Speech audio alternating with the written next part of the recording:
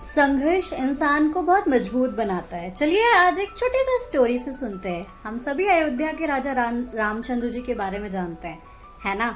और हमें पता है कि एक टाइम था जब राजा रामचंद्र जी जो है वनवास के लिए सिचुएशन उनकी हुई थी, वनवास वाली। तो उसी के जस्ट एक दिन पहले ऐसा था कि उनको राज सिंहासन पे बैठना था, लेकिन किसी कारणवश उनके पिता ने उनको बोल दिया था कि नहीं, तुम जाओ 14 वर्ष के लिए वनवास। फिर उसके बाद बोला भी, भाई भी लेने गए उनको कि नहीं आप वापस लौट चलो। पिता ने भी बोला ठीक है, जो भी है मैं संभाल लूँगा, बट आप वापस आओ।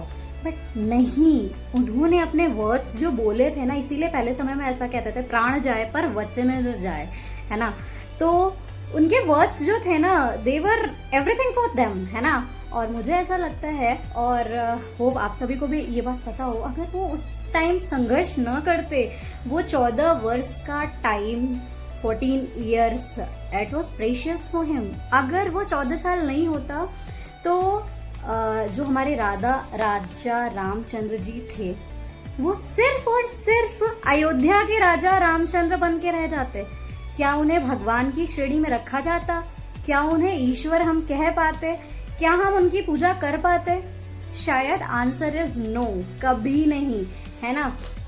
लेकिन ये जो 14 वर्ष का टाइम ड्यूरेशन था ना, यही जो था, वैसे तो सभी को पता है और दिस इज टोटली कॉमन, सबको लगेगा क्या बता रही हैं, बट क्या मैं बताना चाहती हूँ इसका थोड़ा सा एनालाइज करिए ना, तो रीज़न इज दैट कि वो जो चैलेंज था उनकी लाइफ में, वो जो स्ट्रगल था उनकी लाइफ में, उन्होंने एज अ चैलेंज देखा और उन्होंने उसे फेस किया।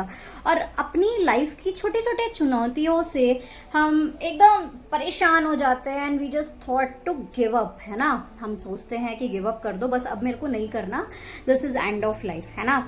और उसी वजह से कि बहुत बार होता है कि हम लाइफ में मतलब 60%, 70%, इवन 88% अपने गोल को अचीव कर लेते हैं, है ना। चाहे गोल चाहे जो भी हो सकता है अपनी लाइफ की, मैरिज सक्सेस हो सकता है, करियर की सक्सेस हो सकता है, फैमिली ग्रोथ हो सकता है, और मैरिज या कुछ भी किसी भी तरह का लेकर के हो सकता है ना।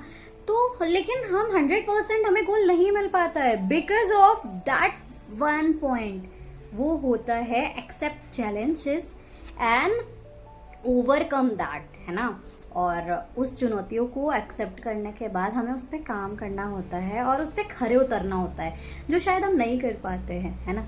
तो please work on that and क्या पता हमारा नाम भी जो है, हाँ, राजा रामचंद्र की श्रेणी में तो नहीं आएगा, लेकिन किसी सक्सेसफुल इंसान में आ जाएगा। Thanks for watching.